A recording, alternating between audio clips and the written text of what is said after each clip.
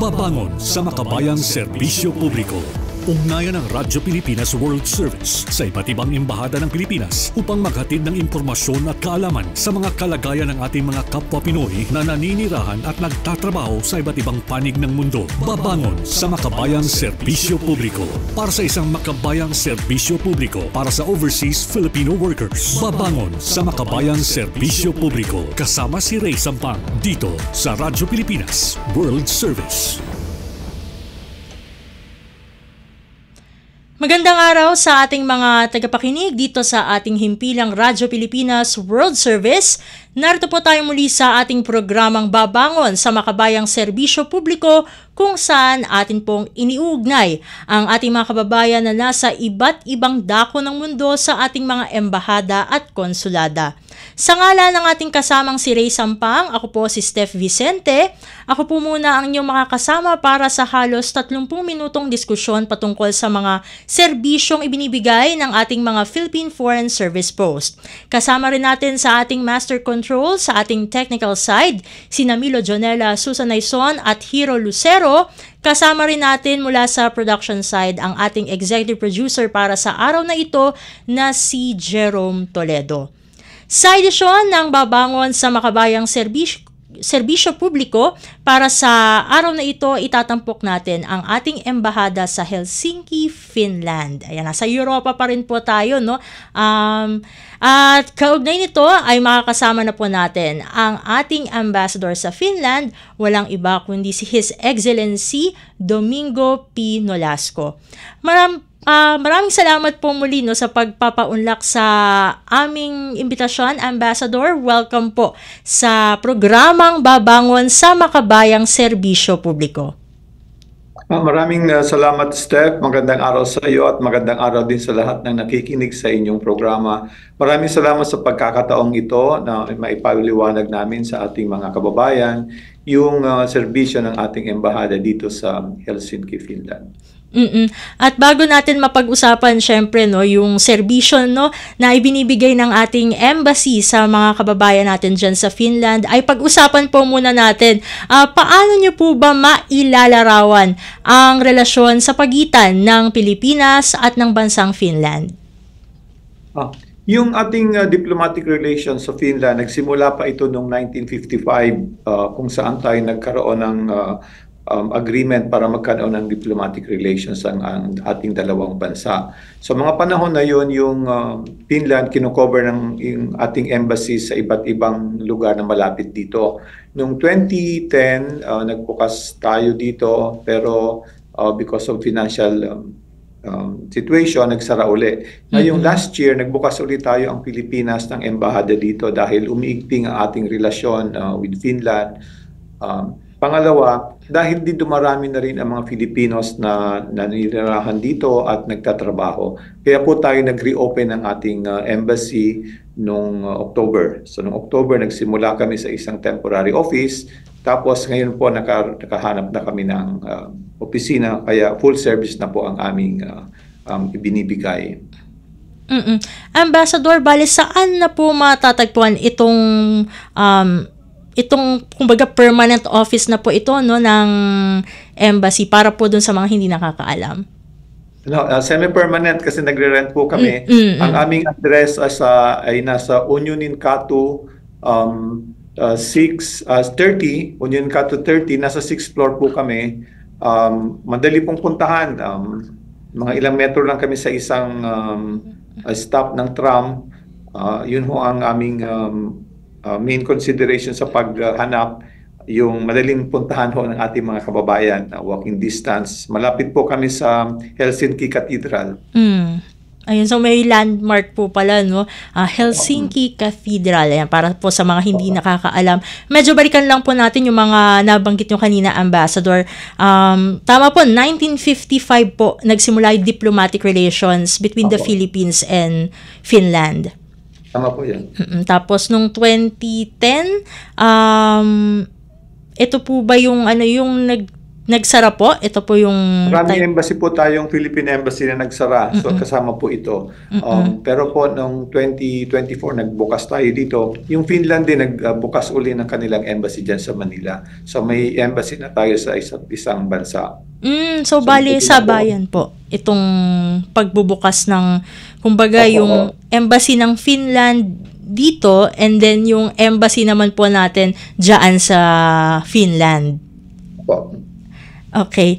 Bali po, Ambassador, ito naman po yung sunod ko pong katanungan para sa inyo.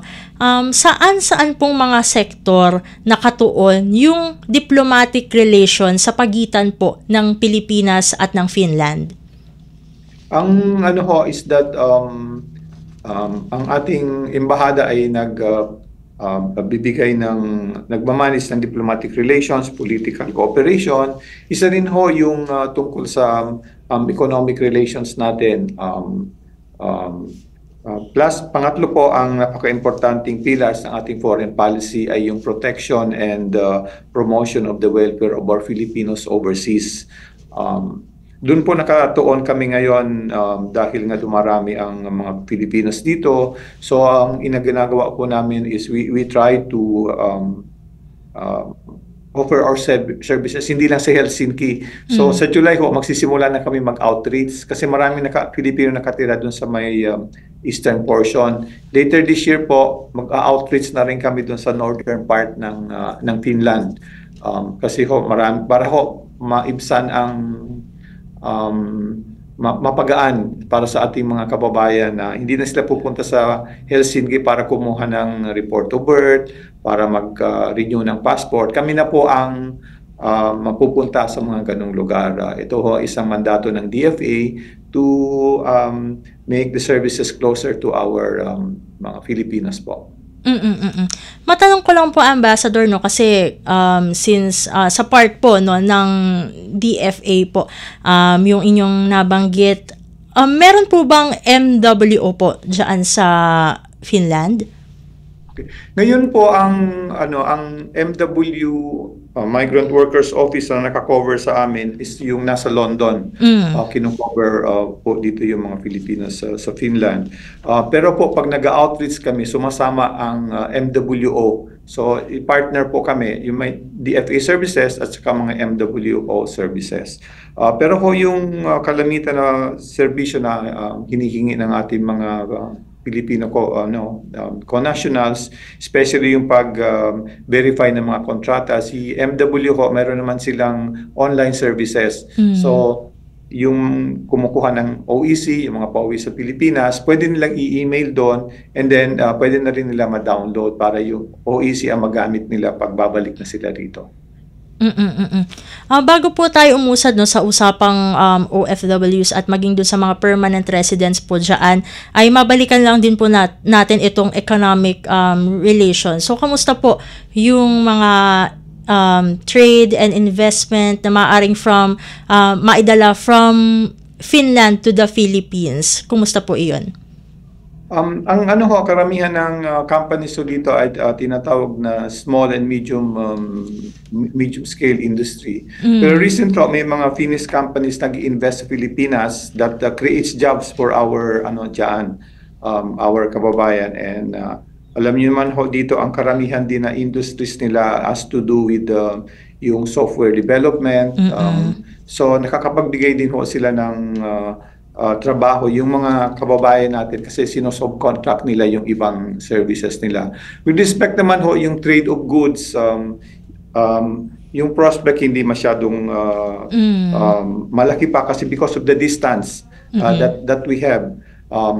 Pero recently may Finnish company akong alam dyan sa Mactan that they are employing about 300 Filipinos that they manufacture yung saunas na ini-export nila sa ibang bansa. So sana maihikayat pa namin yung ibang Finnish companies na mag-invest dyan para makapag-create ng job sa ibang especially sa export processing zone dyan sa Pilipinas. Madagdag ko rin pala, Steph, dito rin natutuwa ako kasi yung mga Filipinos dito, nagkakaroon silang entrepreneurial spirit. Nagtatayo sila ng negosyo dito sa Finland. Yung iba meron silang mga cleaning companies na, yung iba naman nagtatayo sila ng mga restaurant. So yung mga ganun, ini-encourage namin na ituloy nila yung ganung klaseng mga economic activities kasi hindi lang nila napopromote yung Philippine products, pati na rin the way we conduct business, the way we relate with other people, especially sa service industries. It's nice to know na meron na po kumbaga mga success stories po, no, ang ating mga kababayan na nandyan po sa Finland. How about po yung tourism? Meron po bang mga, kumbaga, may mga lumalapit po ba dyan sa embassy na mga Finnish people po na interesado po na pumunta dito? At bago po yun, meron po bang direct flight para po doon sa mga hindi nakakaalam? Okay. Yung direct flight wala pa ngayon. Ang marami hong usually nag-stop over sa isang bansa papunta sa Pilipinas. Pero last year sa data ng Department of Tourism natin, meron mga I think 2,000 na Finnish na registered na pumunta sa Pilipinas. So isa rin yung trabaho namin ngayon is to promote, to make them aware na yung ating mga tourism sites sa Pilipinas. Ang isang malaking tulong sa amin sa pag-promote ng tourism sa ating papunta sa atin is yung mga kababayan nating Filipinos kasi nakaka-relate nila sila. Hindi lang ang embassy, so katulong namin. So for them, we also give them materials na pwede nilang ipakita na ang ganda pala ng mga ng mga beaches sa atin kasi dito medyo malamig bago sa kanila yung ating mga dive sites at So yun po, hopefully with the presence now of the Philippine Embassy in Helsinki, mapaigting pa natin ang turismo dito. Kasi madali na nilang makausap kami at saka madali na rin naming mabigyan sila ng mga possible sites sa Pilipinas. Kahapon nga nagkaroon kami ng diplomatic reception nagulat sila kasi pinakita namin yung mga sites sa Philippines, especially yung video ng Department of Tourism, yung Love the Philippines. So nagulat sila ng ganun pala yung ating what we call is maraming pagkakataon para mabisita natin, mabisita nila ang Pilipinas. Ito naman po, Ambassador, no? Ito lang po bang Finland ang nasa jurisdiction po ng embassy or meron pa po bang ibang bansa na under po ng ating embahada? Okay, magandang tanong po. Yung Estonia, ibinigay na rin nung nag-reopen ulit tayo dito sa Helsinki. Ibinigay na sa amin yung ating jurisdiction sa Estonia. So nung Martes, nakapag-present ako ng credentials sa presidente nila. So accredited na kami sa Estonia. Sa Estonia, marami rin mga Filipinos na rin doon. Dumarami na rin. Karamihan sa kanila mga nag-aaral doon kasi ang expertise nila is on cyber and digital field. So marami tayong Filipino students na rin and I think next week pupuntahan ko, mi-meet ko rin yung mga estudyante doon para matanong ano yung sitwasyon nila, bakit sila pumunta doon at saka siguro mabigyan din namin sila ng ibang information that they can share with their classmates for purposes of tourism, para maparami natin ang turista pumupunta dyan. So, at parang nabanggit nyo na rin kanina, no, na sa Finland naman, nakatutok sa software development. So, parang mga IT pala yung mga naglalagi sa Finland saka sa Estonia. Tama po, Ambassador? Opo, pero ang natin dito sa Finland ngayon, yung mga Filipinos natin, because we are known for our skills at saka yung ating ugaling Filipino na alam naman sa buong mundo, they are now in several fields. May mga Filipino chefs dito that are working in top restaurants. Meron na rin mga na-meet ako ng last week. May basketball tournament sa Tampere, mga welders daw sila. And then, yung mga skill jobs ang nandito. So aside from that, yung sa medical care din, maraming Filipinos na rin. I think na dyan sa website ng DMW na nakikita doon yung mga job orders na meron sa Finland. Sana yung ating mga gustong pumunta rito ay they do it through our process through the POEA para na rin napoprotektahan sila sa kanilang mga kontratang pipirmahan later on. So marami hong job orders ngayon na dumadaan sa normal process ng ating mga ahensya ng gobyerno. And speaking of that na Ambassador, ilan po yung mga Pinoy na nagtatrabaho o naninirahan po sa Finland po muna? Okay. Sa Finland, yung statistics ng yung counterpart ng ating PSA, as of 2024, 15,122 is compared to at the end of 2023, 11,000. And before that, mga 8,000. So ngayon, lumalaro sa 15,000 to 16,000 ang Filipinos na naninirahan ngayon dito sa Finland.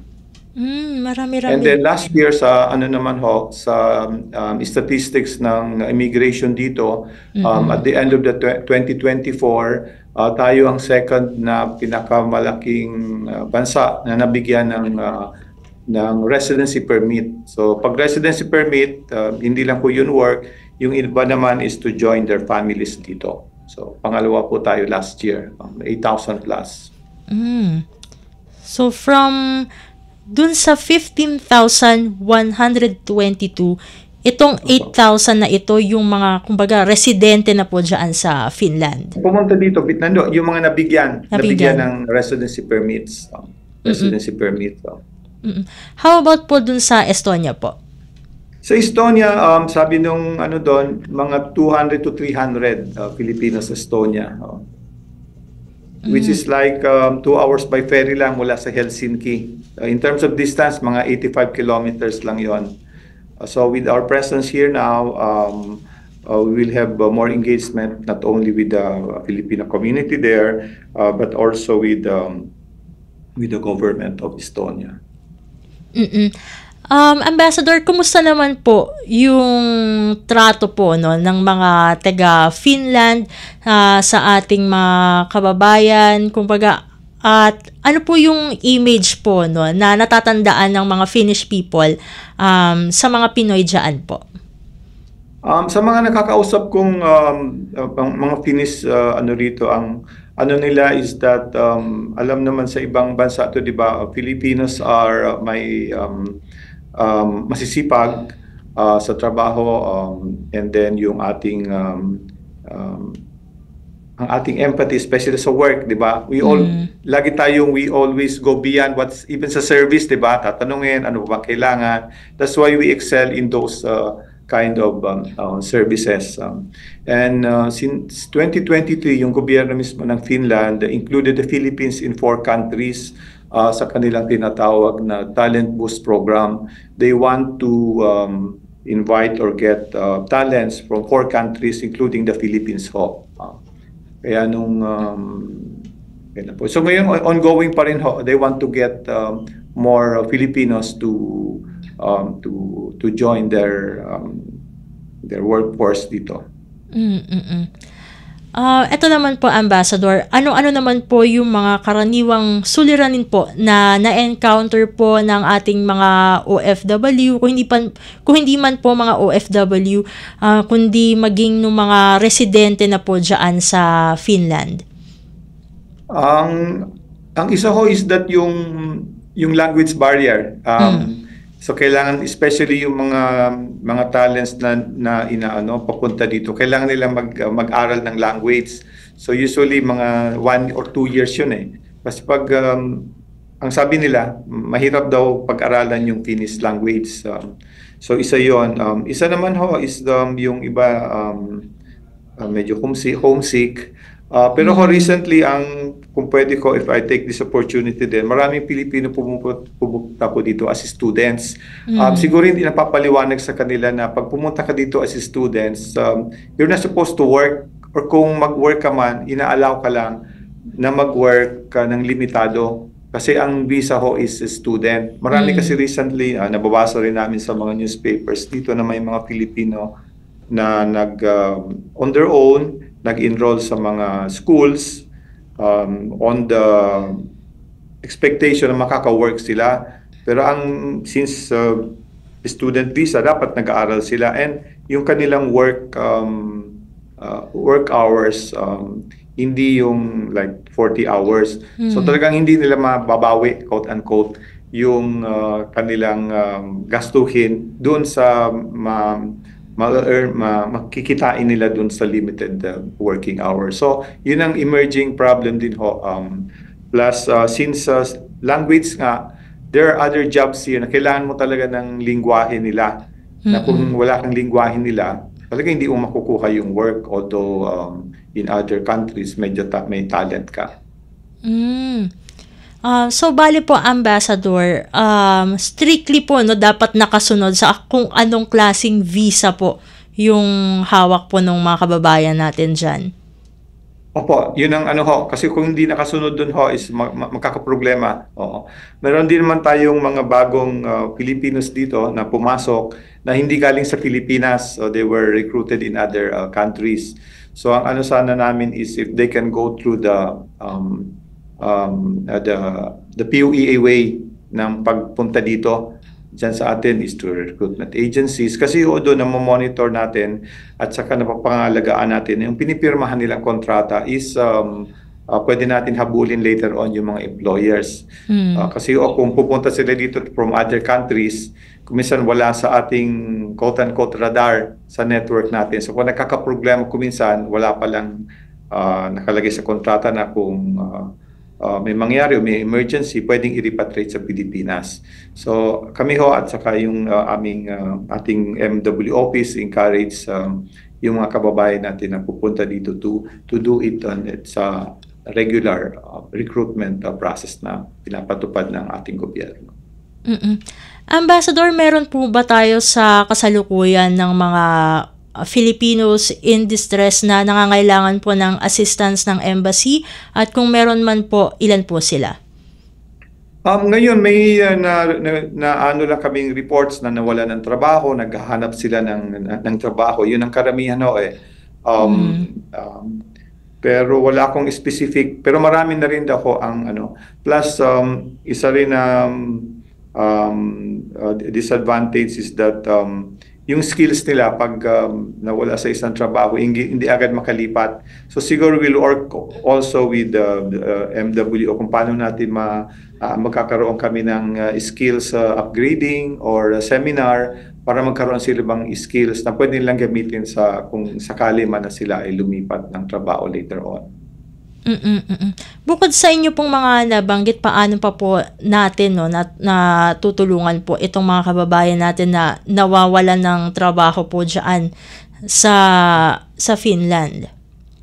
Yung ano ho namin is ang napaka-importante po ng information dissemination kasi karamihan maraming hindi tamang information na nakukuha nila. Tulad ng sinabi ko kanina na yung kung mag-enroll ka sa isang vocational schools, makakapagtrabaho ka na kaagad. So hindi po tama yon. So kami ho, we can be reached 24 hours through our Facebook page, sumasagot kami kaagad. Plus we are also working with the Finnish authorities kung paano nila rin matutulungan through vocational training din dito na yung mga nandito na kung paano nila mapa-upgrade yung skills ng ating mga Filipinos. But maganda yung programa ninyo kasi nga through this way nasasabi namin na bago kasi maraming lumalabas sa na maraming jobs dito na ganun kadali. Ang lang namin, ang aming advice is please check official government websites sa DMW plus kayo na rin sa kasi doon ko nakalagay yung tamang proseso ng pagpunta dito. Eto naman po, Ambassador, meron po ba kayong kumbaga mga nakalinya po na activities na dapat abangan po ng ating mga kababayan hindi lamang sa Finland maging sa Estonia? Ang nabanggit ko na sa July 25 and 26, pupunta kami 2 days sa Tampere. This is a city na 2 hours away by train. Doon kami magko-consular service. Yung nakalinya namin. And then later on this year siguro pupunta kami doon sa may northern part, doon sa may Rovaniemi. Medyo malayo, 8 hours by train. Pero marami din pong Pilipino nagtatrabaho doon and ang trabaho din doon seasonal eh. Pag medyo malamig na, makapal yung snow, maraming kababayan natin doon na lumilipat para doon sa season na yon. So siguro later this year we'll be there malapit sa Ulo, the town here. Yun ho ang basang instruction sa amin is make the services closer to our kababayan, to our people. So we'll continue to do that and improve our services po. Pahabol lang po na tanong, Ambassador, kasi malapit na po ang ating Independence Day. Ano po yung mga dapat abangan sa magiging selebrasyon ng Araw ng Kalayaan dyan para sa mga Pinoy dyan sa Finland? Okay. Sa Sabado, June 7, yung initiative ng isang grupo ng mga Filipinos dito, ginagawa nila daw ito matagal na, yung tinatawag nilang pagtitipon.